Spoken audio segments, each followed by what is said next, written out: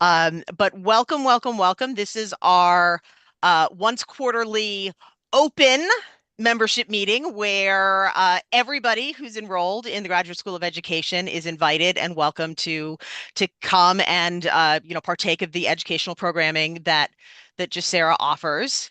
And I want to just kind of very quickly introduce myself and introduce GSERA before we dive into this wonderful panel consisting of Dr. Andy Anderson, Dr. Wendy Crocker, and Dr. Dennis Soares.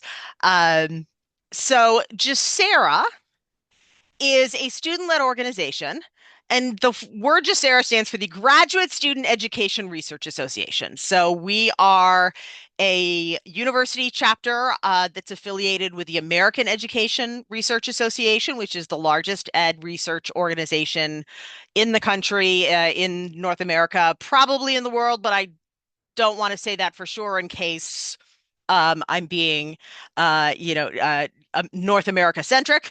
Uh, but, we try to provide opportunities for collaboration, for networking, building community.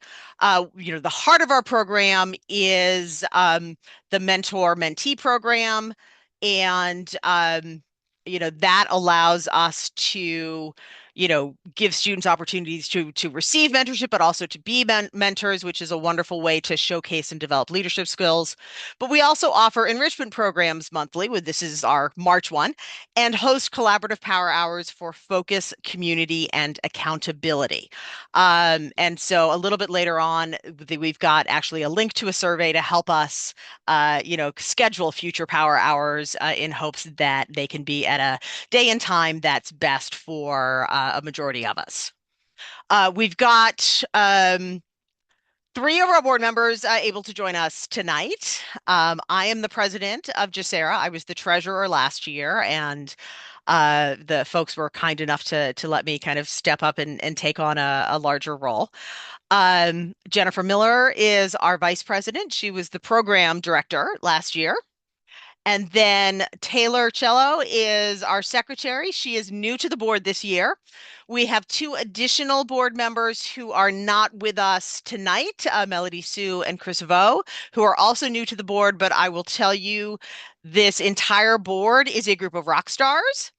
And one of the reasons why we are able to be rock stars is because even though he is not officially a board member, Dr. Soares, who was the GSERA president last year, has been serving in an ex officio role on this year's board in the role of past president. And so our first few meetings, he was there every month to help kind of provide institutional history, to provide guidance and opinions. And he and I have been in touch. He can promise. I mean, that's the email he was just sending me a few minutes ago, where he and I are in touch one-on-one.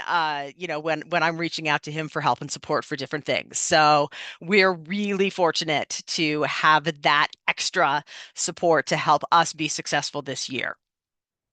Now, our goals for tonight's session about, kind of preparing for your defense, exclamation point.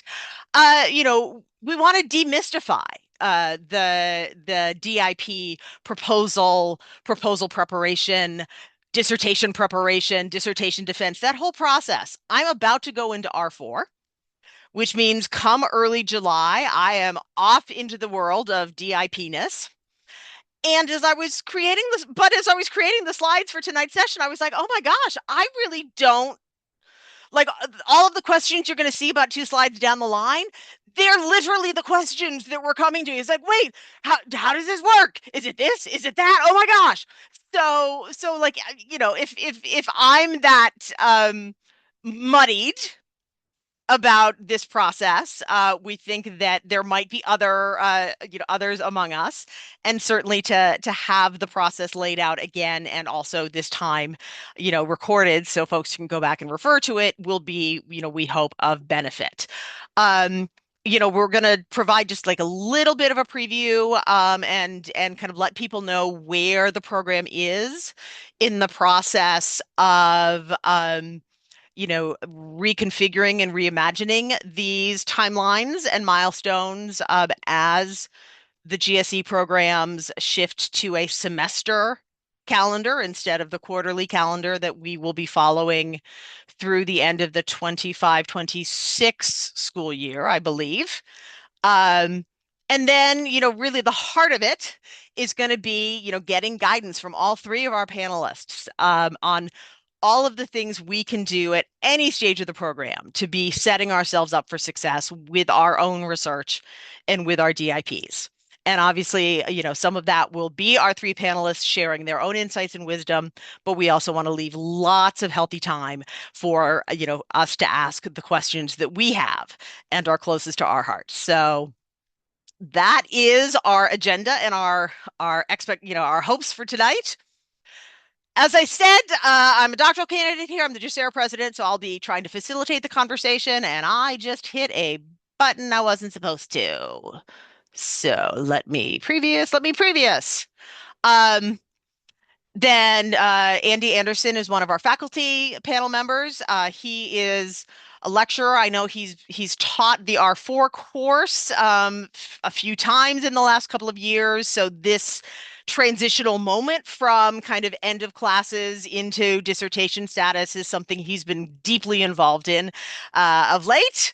And he's also GSERA's faculty advisor. I may have said that already.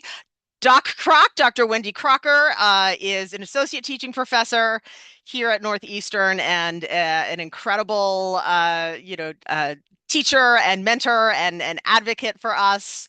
And then, as I said, Dr. Dennis Soares, who is, has been helping us as GSERA past president, but he also defended his dissertation just this past December.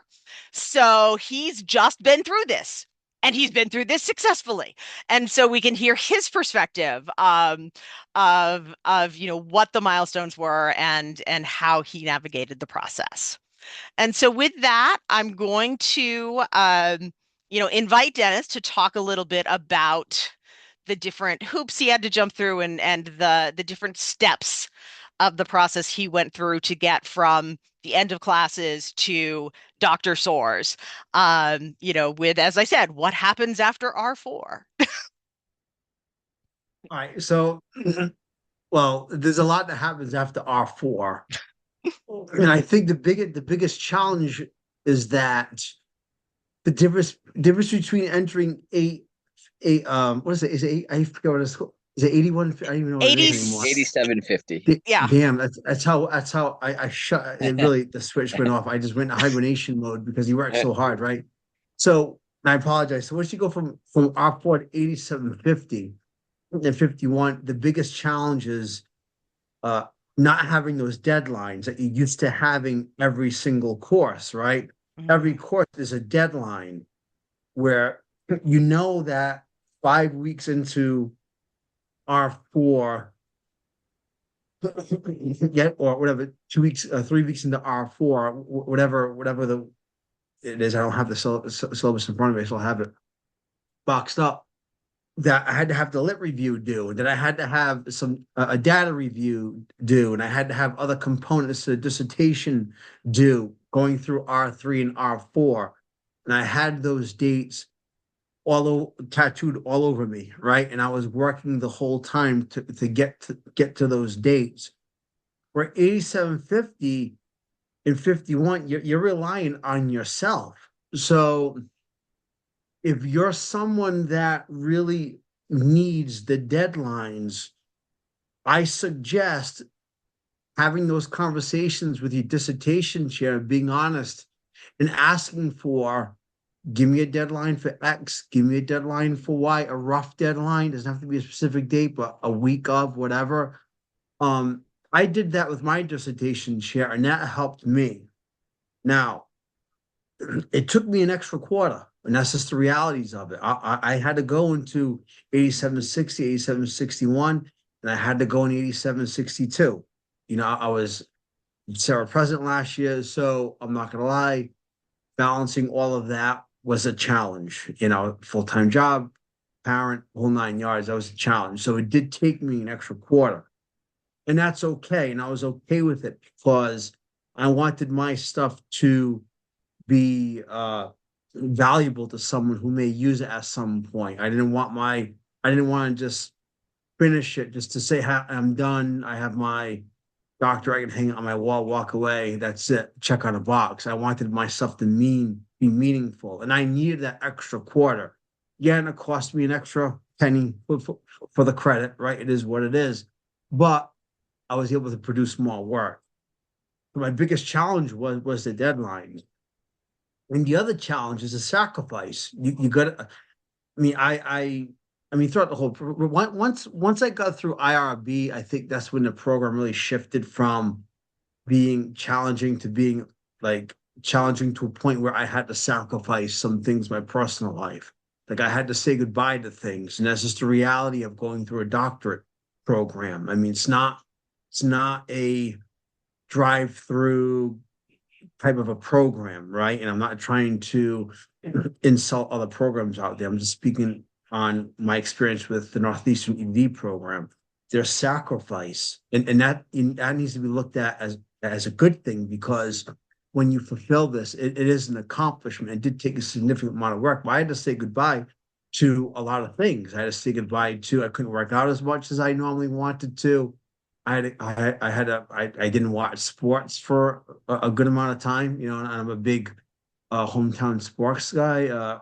I've been watching college basketball for the first time in 3 years, you know, so I had to say goodbye to that. But keeping in mind why I was doing that research really helped me get through it, right? The waking up for 3 o'clock in the morning to before my kids get up to read and take notes. I mean, if you were in my bedroom, my bureau was all full of articles. My computer was always in my room. It was charged all over the place. Books, highlighters. I've ruined many shirts because I've got to put the cap on my highlighter, whatever. You know what I'm saying? So pens everywhere. So notations. That's what worked for me. I'm not the most organized person, so for someone like me to go through the program, I'm not trying to insult my own intelligence, but if I can do it, anyone can do it. But it did take a little extra effort on my part, coming from a background that it doesn't come from a family of college degrees. Okay, I don't come. You know, my mom has her GED. My dad came from Portugal. He's got a high school diploma. That's it, and associates. That's it. You know, so I don't come from that type of a background. So a lot of this was self-learned, and I had to figure out what I was going to do. So, and a lot of journaling, a lot of talking to people who've been through the program to figure out what they've done. But I think the biggest thing that worked well for me was I had to set myself deadlines, and I stuck to those deadlines. I did that alongside my dissertation chair, so there could be some accountability on my end where if I didn't, there were times I didn't meet the deadline or make a deadline, but maybe by like a couple of days. It wasn't like it was a 2, 3 months, you know, because if you don't set deadlines, I mean, we know how it is. You know, oh, we take this week off, take next week off. All of a sudden, a month goes by, and you're like, "Yeah, I'm already halfway through the quarter. I've done nothing." And that goes time goes by quick. I mean, we look at life. Life goes by quick. I went through this program. It took me 4 years, and I can't believe how fast it went. When I first started this program, I remember my first residency, and I was looking at the slideshow of all the R's and the numbers, and that's what I was thinking then. That's why I'm saying it, because at the time it didn't have any relevance. I've done F1, R1, and I was in a curriculum course, and I was going to residency. I had no idea what any of that was. But I was looking at, and I'm looking at myself. How am I going to do all this stuff? You know, I started second guessing myself. But having that team of people as well, okay, was also another thing that helped me as well. People who are going through the process with me, who you could call once in a while and just, hey, I'm checking on how are you doing, knowing that other people are having, I don't want to say the same struggles, but are going through the same challenges and push that you're going through also helped me. And finally, this is gonna sound kind of cliche. I listen to a lot of positive mindset videos on the way to work, on the way home. You know, really trying to keep my brain focused on the good, because it's so easy to throw the towel in and just say, you know what, I did my coursework. I'll be one of those ABDs, you know, and I'll be okay. But I didn't want to do that. You know what I'm saying? I wouldn't be able to live with myself knowing that I gotten this far, I didn't complete it. But those are some of the things I did personally. Well, that's what worked for me. I don't know what would work for everyone else. I had various copies of my dissertation all over my house. Um, Highlighted copies all over my house. I probably went through my literature review more times than I can count. I would submit it. I would get back edits, submit it, get back edits, submit it, say a couple of prayers. It still came back with some edits I had to do. It is what it is. I mean, my dissertation chair challenged me, but she also wanted me to produce something good. We're on the same page, and we were very communicative. I probably emailed her probably more times than maybe I should have. I don't know, but I looked at my dissertation chair as my partner in this journey as well, not my boss per se or my grader, right? Because um that person is guiding you to the finish line. So their feedback, even though at times when you submit something, you get it back for the fifth or sixth time, and there are more edits, you're like, man, why didn't, when is this going to end? You're publishing something, right? You're publishing work. And I Google my name and I Google my dissertation title, and the fact that it comes up on a scholarly website, that's telling, and I'm glad I had to go through all that stuff because somebody might want to take a look at it, and I want to look good. I don't want it to look like garbage. So all those edits we have to look at, and that's why the positive mindset video stuff comes in.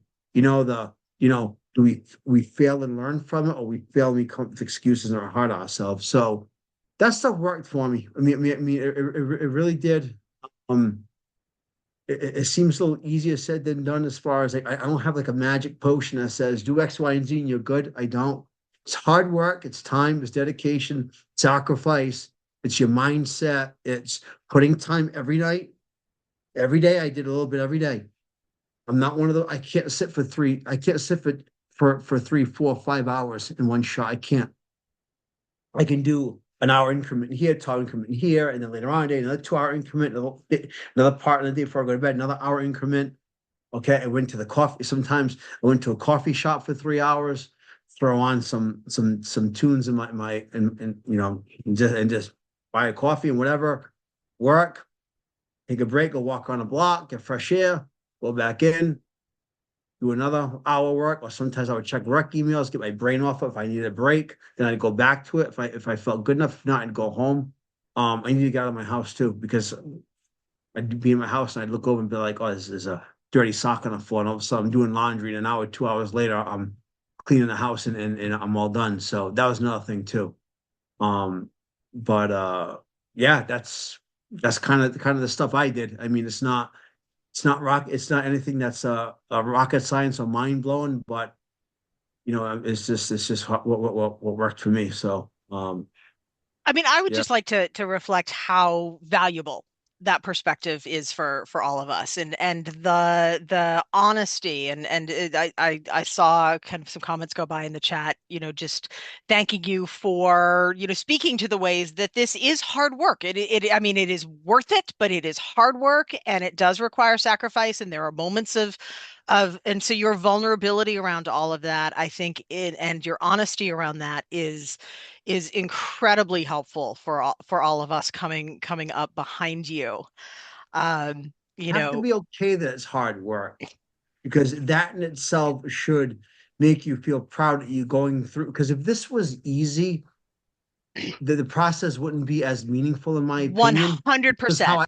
that's how I look at it, right? Like we're accomplishing something that, and again, I don't want to sound insulting, right? But the average person isn't going to do it. And it's not because they can't do it. It's just maybe they choose not to, or they other things in their life and whatever. Like everybody has various reasons, right?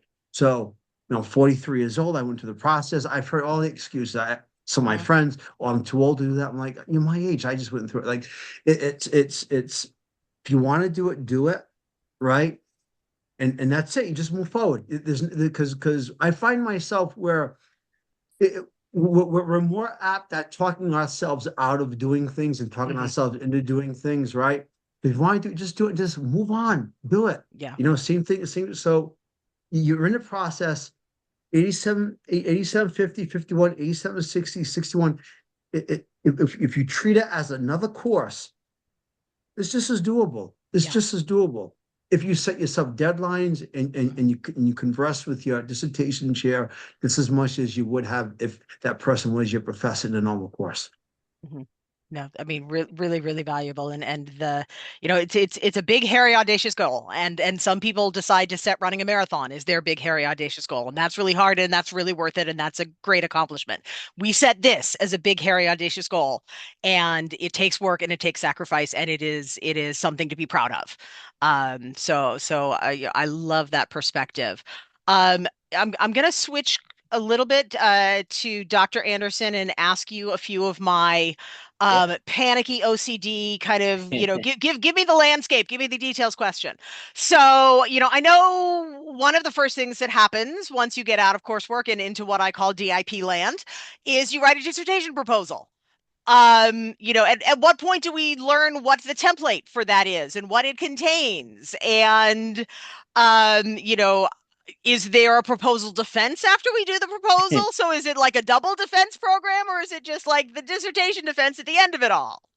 Yeah, yeah, no, absolutely. Thank you. And I love and Dr. Soares, one, just to reiterate, thank you for your honesty and your vulnerability and sharing. And I think a lot of people who are gonna listen to this are gonna to reflect on that. So thank you for that gift that you just provided students. It's awesome.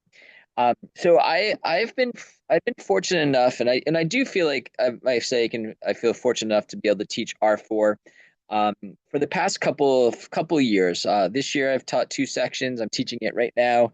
We're in the final weeks. I taught it in the fall. I taught it last year, and I taught it the previous year. And I think it's until you get to R4, it does feel like, oh, what's behind that curtain of R4? What happens there? People enter. I don't know where they go afterwards. So I appreciate the opportunity to explain this. And that map to the left is exactly kind of like how I feel like it's a wayfinder of like how to navigate through all this. But R4 in general, right? Um, there are three big things that happen in R4, and every big piece actually feeds right into your dissertation and practice. We will give you the template for your dissertation and practice in R4 from the start. You will have that in the start. It's something that we build towards in R4. I know, and depending on when you took it or when you are going to take it, there's always iterations with every class. We kind of tweak and change this a little bit. This past summer, Dr. Unger and I, we and Dr. Unger, mainly Dr. Unger, helped kind of like revamp it a little bit and to embrace AI to help as instructional tools. But the first big thing in R4 is your literature review. Your literature review actually is section 3 of your dissertation. So the first 5-6 weeks of R4 is just focusing on literature review. So there's a question, is there anything can we do like beforehand? Read. Everything's good. Put it in a parking lot. Save it for later because eventually it could possibly feed into your literature review. And then in R4, we kind of go into the strands, what the strands are, how to write that literature review. So that's the first few weeks. Once the literature review is done, and we tell students this is assignment that can be done. You can submit it, be proud of it, but you can come back to it after R4 is over. The second half of R4 is something called your cycle 2 action plan. I describe I describe your cycle 1 plan, which you did in R3, as the what. What intervention are you gonna be putting in place? What action, what intervention, and all that comes from leaning in on your stakeholders, talking to your stakeholders at the end of R3, 3.5 now. It magically appears in week 9, 10. This is what I'm gonna do because you trust the process going through the cycle. In R4, in cycle 2, it's all about the how. How are you going to implement it? You actually don't implement it in R4, but you develop the plan of implementing it. That's called your cycle 2 action plan. Your cycle 2 action plan is actually the second part of your section 2 in your dissertation. The first part in section 2 is actually your cycle 1 plan, which you already did during R3. The second part of section 2 is is the implementation plan, the action steps, and your evaluation plan, your evaluation steps. And that really rounds out your section 2. That section 2 is actually the framework for your proposal defense. So you take that section 2 that you developed, started in R3.5, finishing in R4, and that feeds into your proposal defense. And after R4, the very first day of 8750 is actually there's a successful proposal defense. So it's about 2-3 weeks after R4. You're going to sit with your major advisor. You're going to sit with your second reader, and you're going to, in R4, we give you a template for slides, and you're going to talk us through what you're doing. What is your problem of practice? What is your research question? What did you find from the literature review? What do you hope to accomplish? And then it's a conversation. It's about a 20-minute conversation between 20-minute presentation, and it's about a 20-minute follow-up conversation with your first reader, your second reader, and yourself. And at the end of that, we're going to give you the thumbs up and say, great, awesome. You might have to tweak IRB because you might be working with different populations or different contexts or using a different data collection tool. But that really is the start of 8750 after the proposal defense. And then 8750 is the implementation of the intervention. It's the data collection of the intervention. And that's what happens in 8750. Some people do 8750, 8751, 8752. That is okay. That's your journey. And that's a conversation that has to make sense with your context and a conversation that makes sense with you and your major advisor. At the last transcript that you transcribe, it marks the end of 87, 50, 51, 52, depending on that. That's the implementation, the data collection. That marks the very end of 8750 series. And then the second that you start to analyze, that's the start of 8760. And then in 8760, you analyze your data. Now you're finishing up the dissertation template. Which is really section 4, which is a contextualization. You take your themes that you found, you bring them back to how does it interact with the literature. You talk about future implication and future steps, and that really rounds out the dissertation itself. There's 4 sections and there's 3 appendices. And most of the dissertation itself is written before you even enter 8750. So there's a lot that you do. There's a lot you pull together in R4. I know I just talked a lot. I apologize. I do that often. But that's a big overview of what's going to be happening.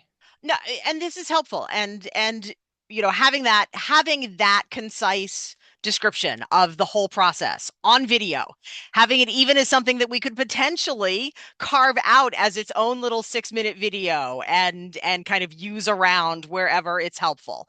Like that I find to be incredibly valuable. What I will say is kind of like then moving on to the next slide. We've been talking already about the planned sequence of courses where kind of the ideal plan is that it's 2 quarters in the proposal and the action step in the data collection, and then it's 2 quarters in the analysis and the writing. We know from what Dr. Soares said that sometimes people go to 3 quarters in one of those, in either or both of those parts of the process. And that's incredibly wonderful for your project, for the duration of your intervention, for what is going on with your professional responsibilities outside of school. And so I think as far as like course sequence and timeline, we managed to kind of cover that organically. Although if y'all have anything else to say about that, please do chime in. If you don't have anything else to say about kind of that flexibility and that stretch that can exist between the ideal timeline and the real life that we all have, Dr. Anderson and Dr. Crocker, I would love if you could just give everyone just a little bit of an update of where the GSE faculty are with the process of reconfiguring this dissertation process and timeline as the whole program plans for the shift come fall 2026 to a semester-based calendar instead of a quarter-based calendar.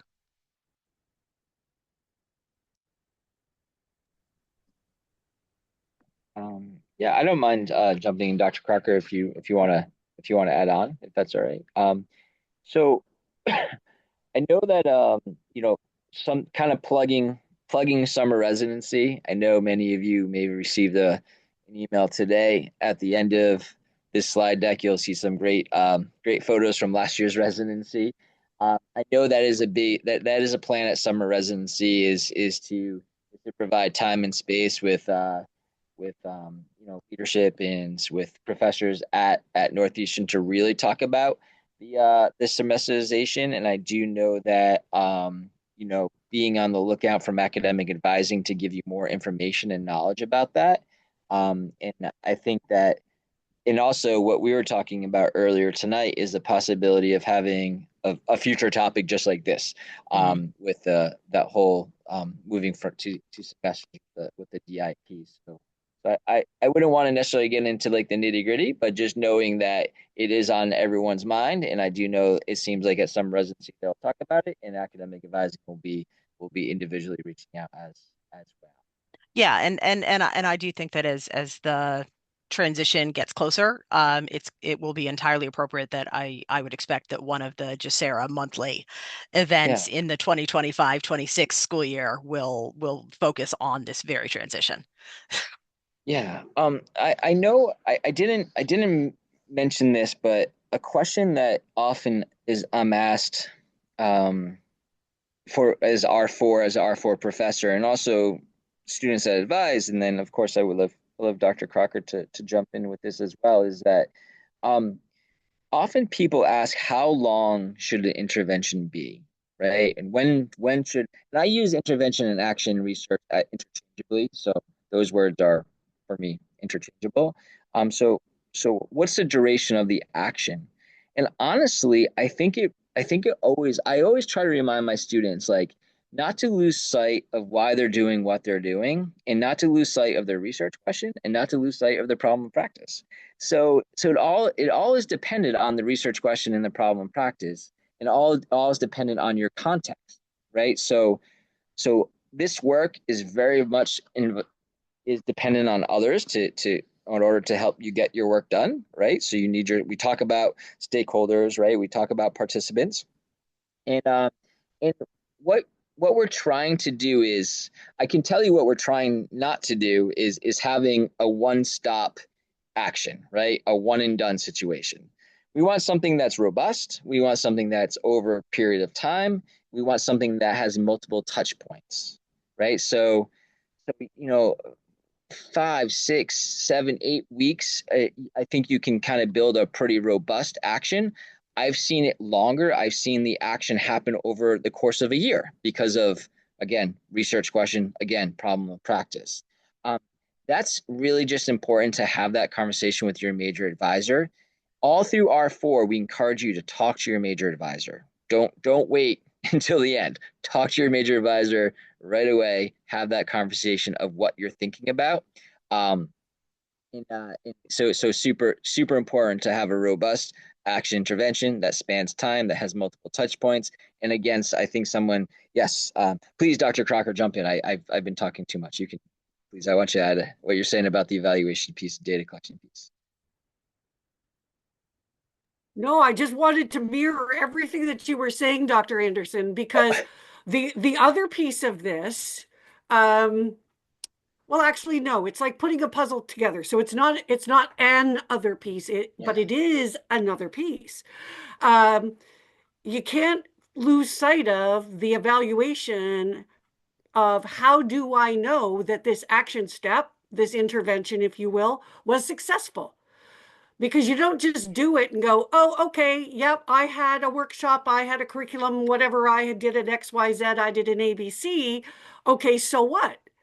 How do you know it was successful or not? and not everyone is. And it's important, just as was demonstrated earlier on our conversation, that you step into that vulnerability, realizing that every piece of research makes a difference, whether or not it was the difference that you intended it to be. You are still responsible as the researcher for being able to illustrate the change that was made, whether that was use the force, a change for good, or a change maybe that wasn't an intended change. So those are really important pieces that come along after R4. And you don't really think about that, I might suggest, as somebody who's taught all the R courses and all the F courses, that you don't really, as you're kind of blinders on going through, I've just got to get my head down and get through this course. And then suddenly, as Dr. Soares was saying, suddenly there's no discussion board and there's no assignments and there's no, okay, I'm going to take a week break. And as he said, suddenly a month goes by. Yeah, because the time management now is all on you. So yes, it's not somebody external that's going to be putting the milestones in your pathway. You're the one that's setting those mile markers now. You're the one that's negotiating with your chair. You're the one that's talking about what do I want this to look like? What impact do I want this to have? And as Dr. Anderson said, always keeping, what is the purpose of this work? Why did I want to engage in this work to begin with? Do I have a response to that question? Notice, not an answer. Do I have a response to that question? Because the response can be no, or kind of, or have a relationship element. It doesn't always have to be an affirmative, positive thing. And your response actually might take you to places you hadn't thought about before. All of that takes time, and it takes digging down and giving yourself permission to let the cake bake and not be trying to pull it out of the oven early and stick the toothpick in the top because the timer said it should be done now. And the recipe said, but darn that Betty Crocker anyway. It's supposed to be done now. You know what? It's going to be done when it's done. And you, in conversation with your chair, are going to be able to determine when it's done. And I think that Dr. Soares, when he said, I needed a little bit more, it doesn't matter why. It's I'm happy that you recognized that you needed a little bit more.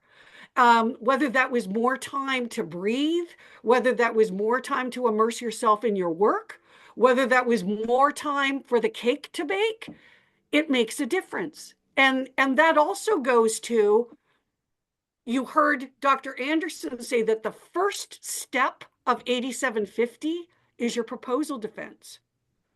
But you know what? The world doesn't tilt the other way on its axis if that doesn't happen within the first 3 weeks. The difference that makes is getting yourself organized, getting yourself in conversation with your chair early to lay out, we're going to meet weekly, we're going to meet bi-weekly. I want an update, every week. I want an update once a month. I want, what are going to be your ways of working with each other? And it needs to work for both of you. What are the ways that I can get in touch with you? And if you're one of those people that don't always just want Northeastern email, even though I know the university prefers that, I'm in Ontario. Sometimes there are ways to get in touch with me. And no, I don't mean 2 tin cans and a string, but sometimes there are better ways to get in touch with me than just email. You've got to set that pattern of work. And your chair will upfront say to you, you know what?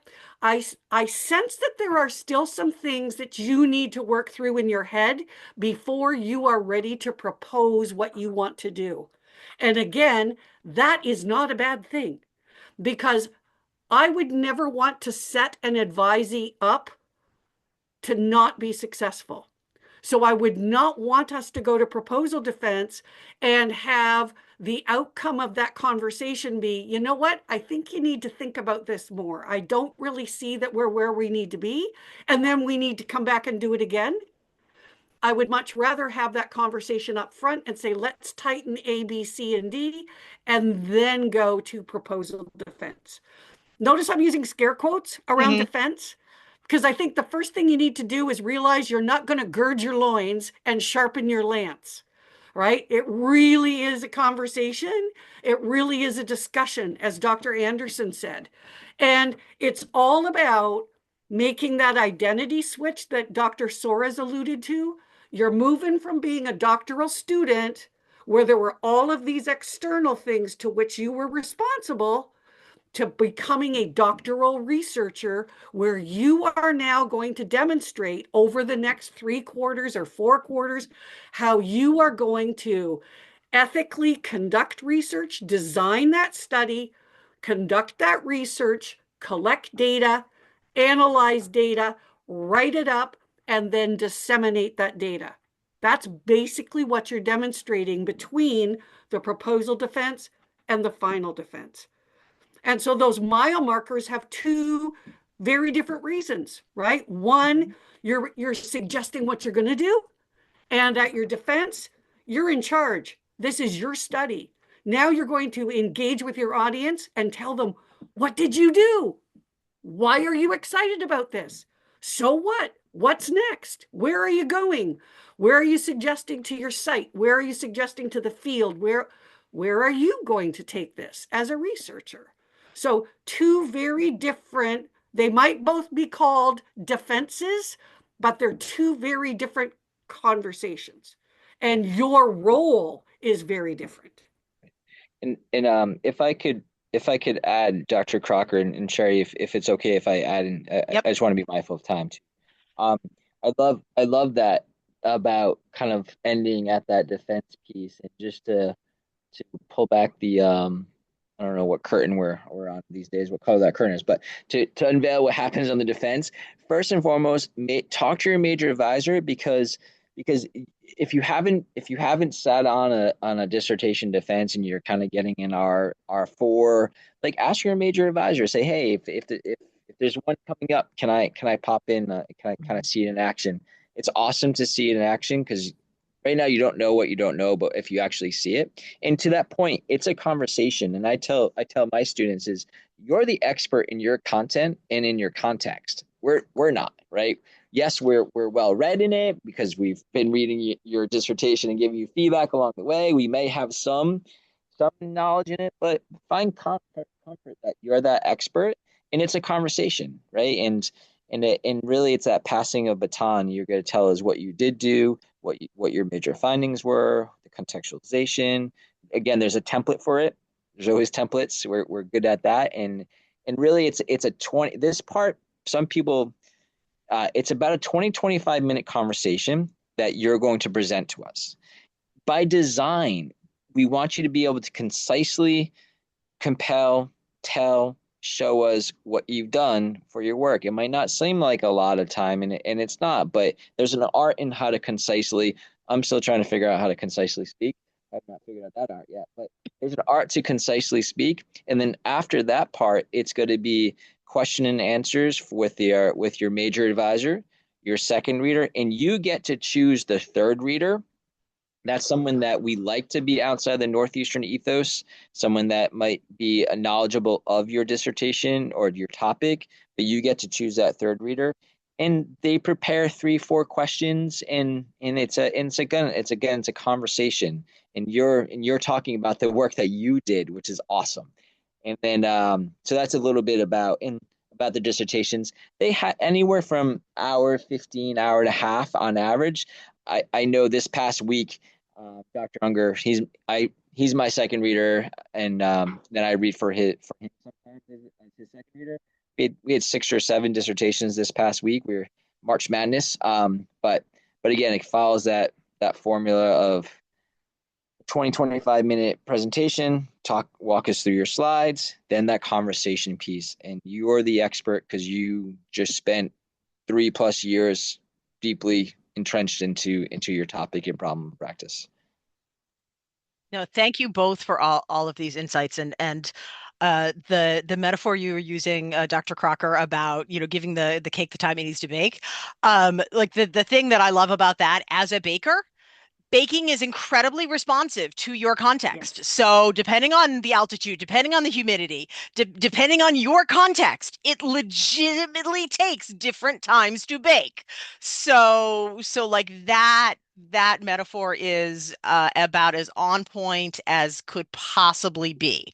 Um, so like we've already been sort of hearing a lot of this great general advice. It's never too early to start preparing for your DIP. It's never too late to start like digging in and preparing for your DIP, DIP.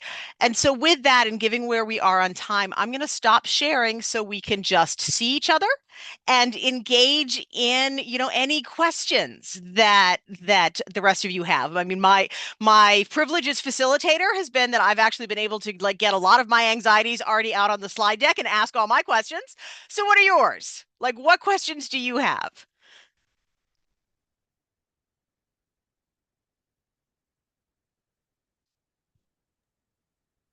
May I offer an answer and not a question? Perfect. I'm reading Jen's post in the discussion because we said third reader. And I remember, and Dr. Anderson, I'm sure you have some sage advice that you give to your amazing advisees as well. But we come to that place in the conversation probably at about 87:51. So your second quarter in the modules, right? You're doing your action step. It's starting to come to fruition. You've got some data. You've got a sense of how am I responding to my question. All of that is starting to gel. So we're starting to now think about, okay, timing. How are we going to write this down? What is that going to look like? How all of those kind of pieces start to come next. The third reader is your choice. The third reader serves an important function, though. Not only are they there to be a support to you because you're the one that's invited them, but you also need to think strategically about that person. So let's say you are doing a topic. For example, I just had the privilege of working with one of only 5 rear admirals in the United States Navy who now have a doctorate. Who would strategically be her best third reader? It was about organizational leadership, and it was about culture in the U.S. Navy. Who would be her best third reader? One of the Would it other be 4 admirals who has a doctorate. Bingo. And that's exactly where we went. Okay. At first you go, oh my gosh, but why would they return an email to me? Just as Jen said, right? Okay. First of all, if we don't ask, we're never going to know. Right. Second of all, the people that know may not be great Uncle Fred, even though he has a doctorate.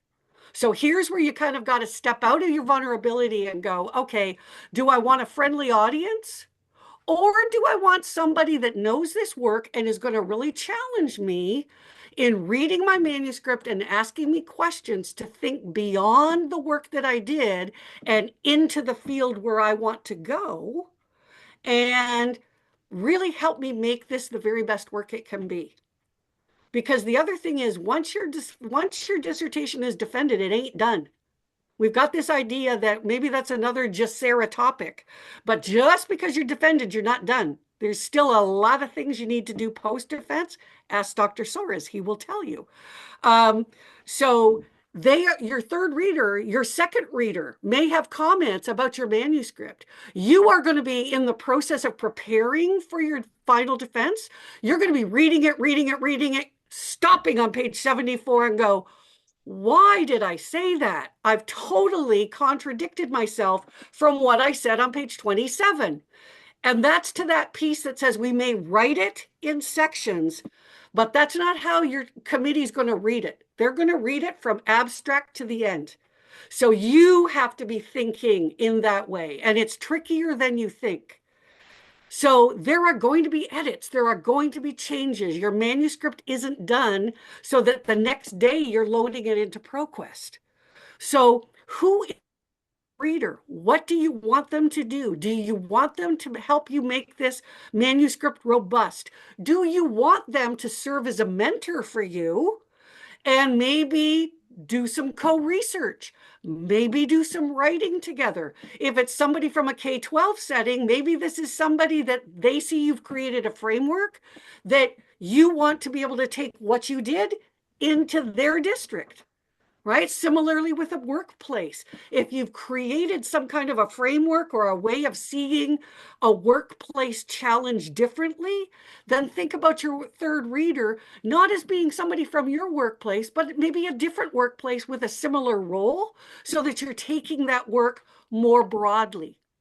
Friends, you've got to frame yourself as being a doctoral researcher, and in that email you say, "Dear Dr. Anderson, I have been following with interest some of your recent research, I too am interested in yada yada curriculum design with a view to AI. To that end, I've just completed a doctoral manuscript wherein my doctoral research using action research methodology sought to XYZ. Would you consider serving as my third reader? If you do, I would be happy to meet with you, buy a coffee, send further email about what that role entails. Thank you for considering da da da da da da da." You're a doctoral researcher. Okay, this isn't just somebody off the street. And trust me, as someone who's had those emails, I'm reading them going, "Wait, what? You want me to be me? Like, you know who I am, right? I don't know about it, but you're asking me from a university in Australia or from a university in England or from a university not affiliated with Northeastern. Really? You're asking me to be your third reader?" So it's as much a privilege and a very humbling experience to be invited onto a committee as it is to be for you thinking, "What are they going to think about me if I have to reach out and ask?" All they can say is, "I'm not able to do that, but thank you for thinking of me." That's it. So go for it. Oh, well, thank you. I would like to add, well, I have a question too, but first I would like to thank everyone for their insights, because from everything that Dennis or Dr. Soares now has said, because I remember him from a couple of years ago, to Dr. Anderson, who I first took R2 from 2 or 3 years ago as well.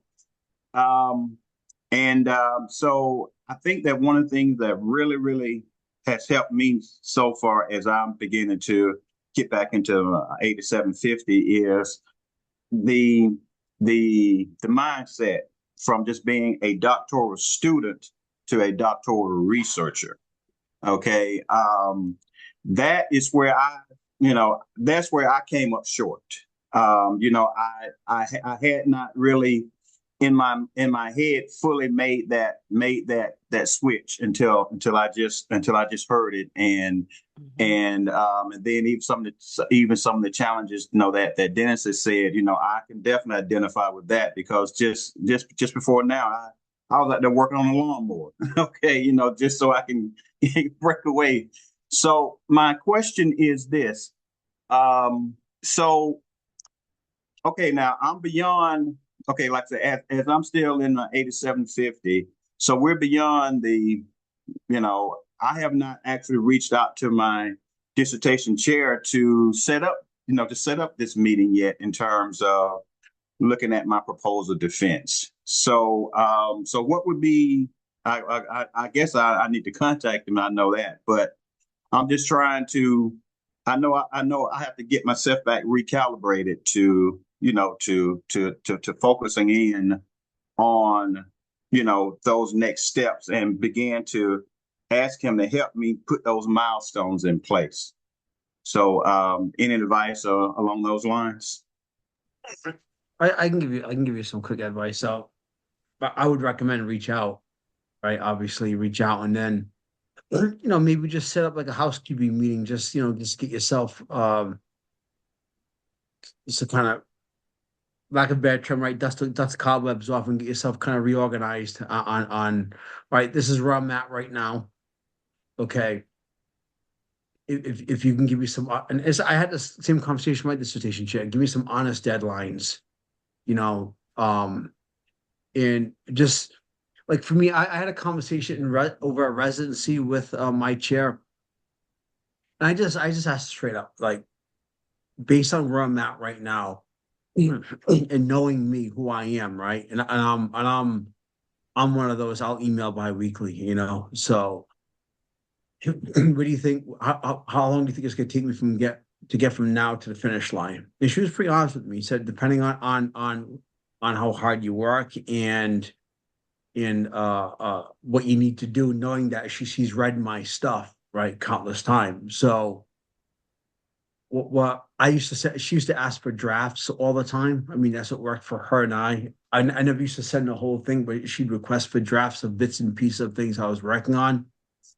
And while she was doing that, I was working on other stuff, right? So she's reviewing stuff and I'm tightening up my reference page. She's reviewing stuff and I'm tightening up some of the coding stuff that I was doing, right? Knowing that I was going to come up the pike. So while she was reviewing my lit review, I was working on writing the chapter 4 with the cycle 2 analysis and all of that stuff, getting that tightened up because that's actually the toughest part to write because out of all the pieces, that's not really built into a class as structured as the other pieces are, right? So you're kind of relying on your own writing there in your communication with the chair throughout the 8753, 761 process, right? So, I mean, my recommendation as a student, a former student, right, would be I would shoot off an email maybe tonight before I go to bed. Say, hey, with the next couple of weeks, when you think you're available. I mean, for me, my dissertation here would write back to me and give me a couple of dates, 2-3 weeks from now. Like, and everyone's busy, right? The dissertation chairs, they teach courses, they have other people, right? They have to chair. So, in most case scenarios, it's not going to say, hey, tomorrow at 1 o'clock, right? Because everyone's got their own schedules and they already have appointments booked. So I think the earlier you write, the better because you'll get something a little closer to now than you would say a week from now. It'll be a good opportunity to kind of just recalibrate yourself on refocus on where you need to be from point A to point B. And again, I highly recommend those deadlines. It really worked for me.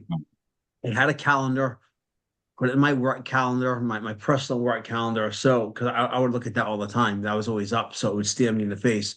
I didn't have a Northeastern calendar. It was worthless for me. I would never look at it. So I just built it into my work calendar, knowing that thing's always up.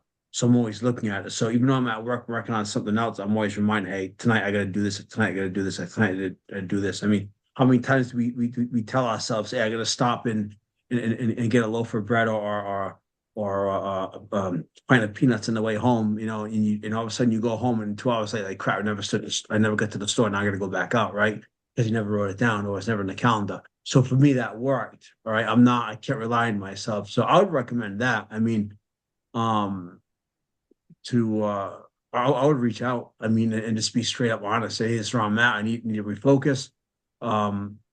This is where I'm at right now. What do I need to get from point A to point B?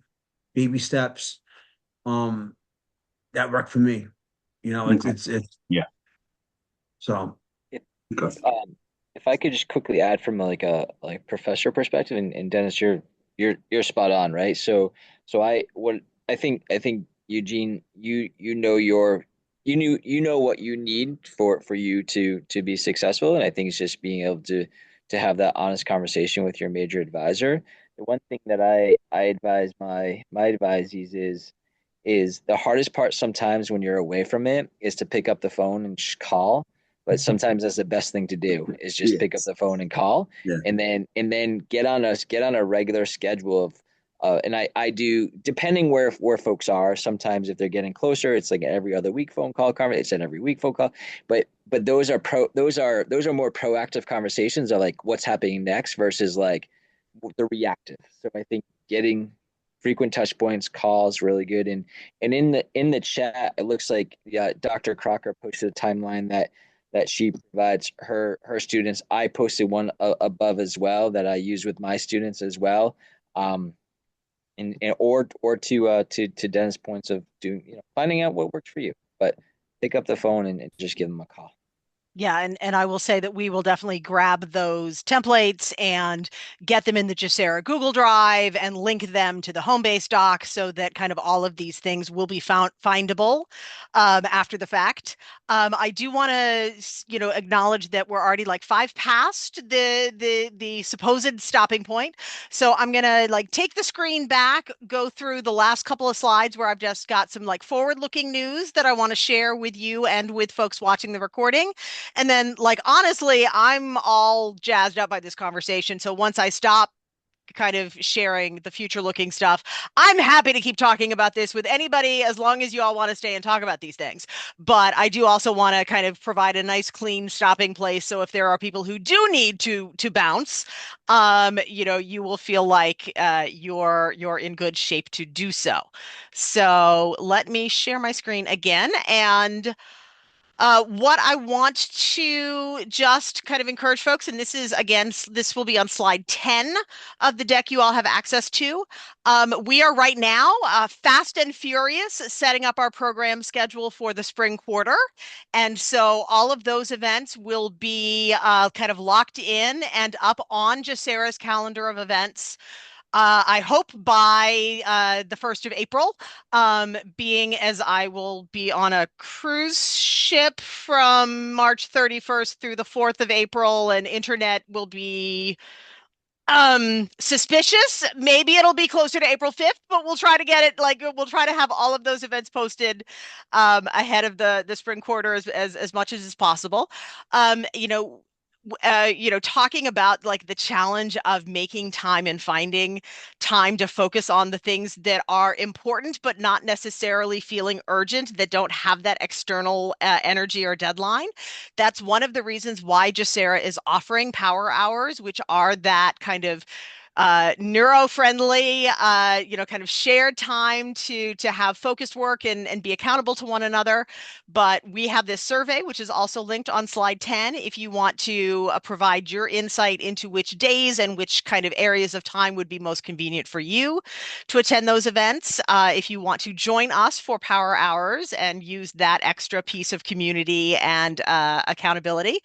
And then you should, I hope, have gotten your email today that Boston residency is well under preparation. So it's Friday and Saturday, July 25th and 26th. GSERA will be sponsoring 2 events on Saturday. We'll do a breakfast ahead of the sessions, and then we will do a post-residency happy hour at a location close to campus.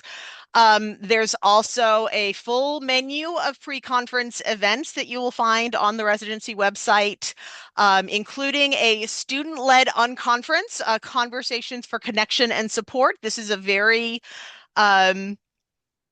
unique moment for the educational field. I will not say unprecedented, because if you look back at the history of Indigenous peoples in this country and Andrew Jackson's presidency, it is very precedented, but it is a stressful moment to be interested in equity and educational justice.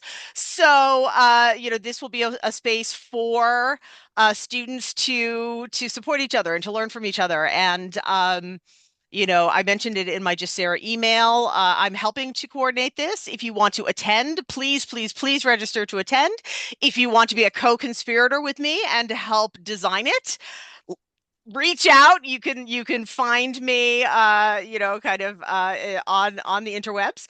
And there's also going to be a post-residency writing boot camp, which will provide additional supports and scaffolding for those of us who are at that dissertation writing stage of the game. So that may be another opportunity you want to consider. And more information is all linked to the residency website.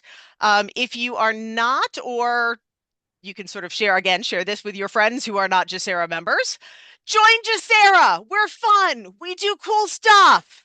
And you join through the Engage platform, which is the university's platform for student organizations. And if you go to the GSERA page in Engage, there's a bright blue join button, and you press that, and we get a request and we let you in. I've also created a new QR code. So if you were to scan the QR code on this slide, it should open up directly to the page that has the bright blue join button. And having said all of that, thank you to our speakers. Thank you to our attendees. I'm going to stop sharing. I'm going to stop the recording. But like I said, I'm good to stay for a while if anybody else wants to.